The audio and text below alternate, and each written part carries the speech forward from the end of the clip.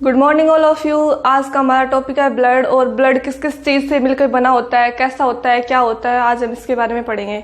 तो जो ब्लड होता है वो एक तरल संयोजी उत्तक है। तरल संयोजी उत्तक जिसमें बहने का गुण पाया जाता है। हमारा जो ब्लड होता है वो बह सकता है, और जो हमारा ब्लड होता है जब हमें चोट लगती है तो हमारा ब्लड बहता है, फिर उसके बाद में कुछ सेकंड पश्चात रुक जाता है। तो वो क्यों रुकता है हम इसके बारे में पढ़ेंगे।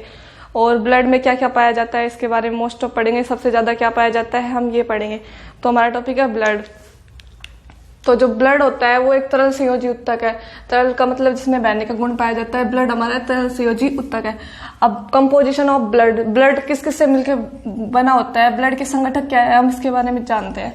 तो जो ब्लड होता है ये दो चीजों से बना होता है, एक तो प्लाज्मा और एक होती है कोरपल्स। कोरपल्स का मतलब होता है कणिकाएं। तो हमारे ब्लड में कौन कौन सी कणिकाएं पाई जाती है, आरबीसी, डब्ल्यूबीसी और प्लेटलेट्स। हम इन तीनों के बारे में अच्छे से पढ़ेंगे। अब सबसे पहले हम देखते हैं प्लाज्मा। तो प्लाज्मा हमारे ब्लड का कितना % भाग बनाता है।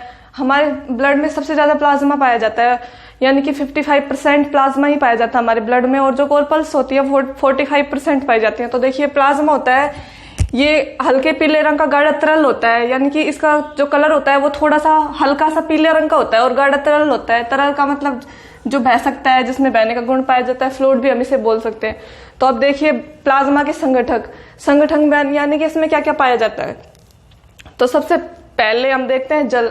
जो जल होता है वो प्लाज्मा में सबसे ज्यादा पाया जाता है, यानी कि हम कह सकते हैं 90 से 92% जल पाया जाता है हमारे प्लाज्मा के अंदर। उसके बाद देखते हैं प्रोटीन। जो प्रोटीन होती है वो हमारे प्लाज्मा के अंदर 6 to 8% प्रोटीन पाई जाती है। और प्रोटीन भी 3 प्रकार की पाई जाती है प्लाज्मा में। कौन कौन सी होती है, एल्ब्यूमिन, ग्लोबुलिन और फाइब्रिनोजन। जो फाइब्रिनोजन प्रोटीन होती है ये जब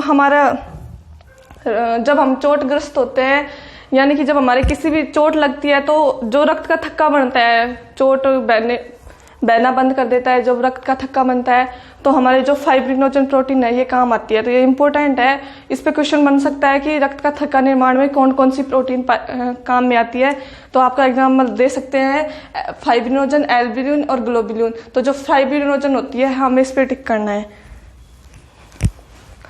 अब देखिए जो एल्ब्यूमिन होती है ये क्या काम आती है। जो एल्ब्यूमिन प्रोटीन होती है ये प्रासरण में काम आती है, प्रासरण नियमन बनाए रखती है। और जो ग्लोबुलिन होती है ये क्या करती है, ये प्रतिरक्षा करती है। प्रतिरक्षा यानी कि जो मानव की ह्यूमन इम्यूनिटी है उसमें काम आती है जो ग्लोबुलिन प्रोटीन होती है ये। अब हम देखते हैं खनिजायन। खनिजायन होते हैं वो हमारे प्लाज्मा में कौन कौन से पाए जाते हैं। तो हमारे प्लाज्मा में सोडियम पाया जाता है, कैल्शियम पाया जाता है, मैग्नीशियम और बाइकार्बोनेट, और कुछ मात्रा में क्लोरीन भी पाए जाते हैं। जो खनिजायन होते हैं वो हमारे प्लाज्मा में बहुत कम मात्रा में पाए जाते हैं, जैसे कि हम कह सकते हैं 1 से 2% इतने ही पाए जाते हैं। और कुछ ग्लूकोज, लिपिड्स, एमिनोमल ये भी पाए जाते हैं। अगर आप इनके बारे में ज्यादा जानना चाहते हैं तो हमारे डिस्क्रिप्शन में लिंक में जाके देख सकते हैं, इनके ऊपर क्लास दी गई है।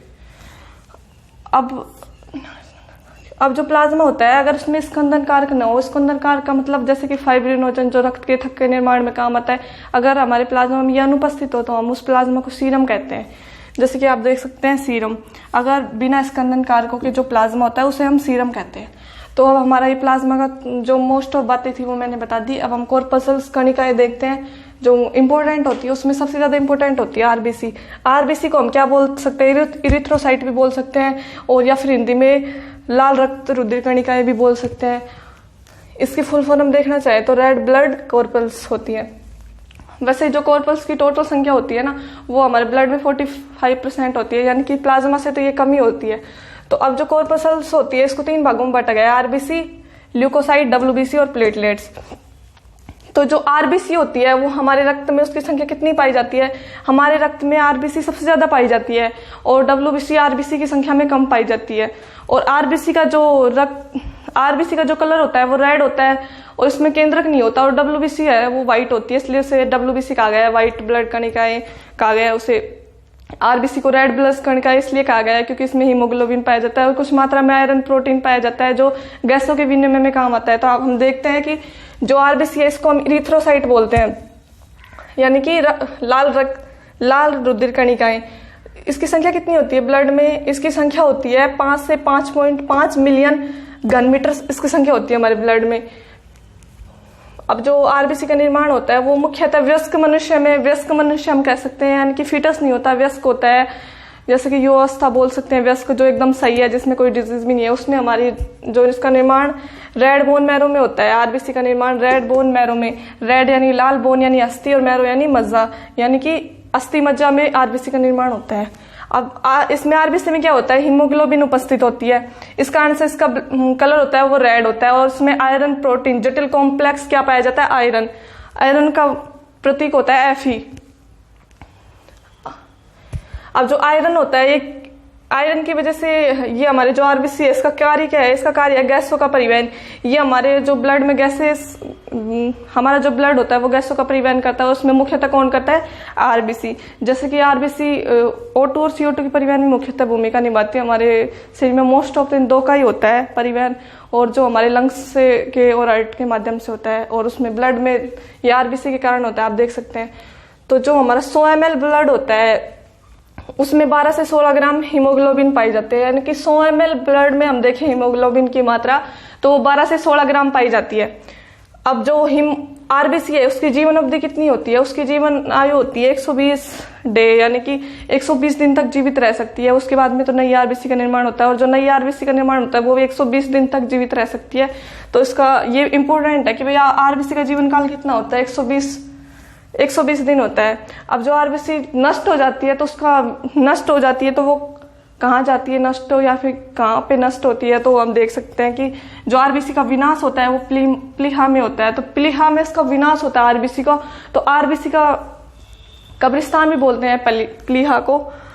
अब जो आरबीसी और डब्ल्यूबीसी है, अगर हम इनकी संख्या में इनका अनुपात देखें तो आरबीसी की संख्या ज्यादा पाई जाती है और डब्ल्यूबीसी की संख्या कम पाई जाती है। तो आरबीसी और डब्ल्यूबीसी का अनुपात देखें तो 600:1 आएगा। हाँ, यहाँ से क्वेश्चन बन सकता है, बट जो SSC CGL है इसमें कम ही चांस है इसके। अब दूसरे नंबर पे हम देखते हैं ल्यूकोसाइट WBC, व्हाइट ब्लड कणिकाएं। तो ये इनका कलर व्हाइट क्यों होता है, क्योंकि ये रंगहीन होती है। क्यों होती है, क्योंकि इनमें हीमोग्लोबिन अनुपस्थित होता है, इस कारण से हम इन्हें WBC कहते हैं, व्हाइट ब्लड सेल। इनमें केंद्रक युक्त होती है, यानी कि इनमें केंद्रक उपस्थित होता है। जो इनकी संख्या होती है वो 6000 से 8000 घनमीटर होती है, यानी कि इनकी संख्या आरबीसी से कम ही पाई जाती है। अब जो इसके टाइप होते हैं, इसके वैसे तो 2 टाइप होते हैं, अकणिकीय कोशिकाएं और कणिकीय कोशिकाएं, लेकिन हम टोटली देखें तो इसमें ये 5 प्रकार की कोशिकाएं पाई जाती है, न्यूट्रोफिल, बेसोफिल, इओसिनोफिल और लिम्फोसाइट और मोनोसाइट।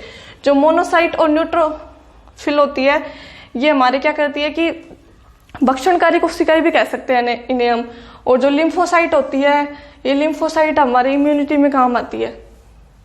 अब तीसरे नंबर पे हम देखते हैं प्लेटलेट्स। तो प्लेटलेट्स होती है, इनको हम थ्रोम्बोसाइट भी बोल सकते हैं, थ्रोम्बोसाइट बोलते हैं इनको हम। और इनकी संख्या कम हो जाती है तो हमारे शरीर में अगर प्लेटलेट्स की संख्या कम हो जाती है तो हमारे रुधिर का बहाव है वो रुकता नहीं है, और इससे बहुत बड़ी डिजीज भी होती है, जैसे कि एड्स होता है। एड्स में हमारे प्लेटलेट्स की संख्या कम हो जाती है बाद में। और जो चिकनगुनिया बुखार आया था उसमें भी प्लेटलेट्स की संख्या कम ही हुई थी, तो हमारे प्लेटलेट्स की संख्या कम भी नहीं होनी चाहिए, ये भी इम्पोर्टेंट है। तो जो ये इनका निर्माण कहाँ होता है, अस्थि मज्जा में होता है इनका निर्माण भी, और इन्हें मेगा कैरियोसाइट भी बोला जाता है।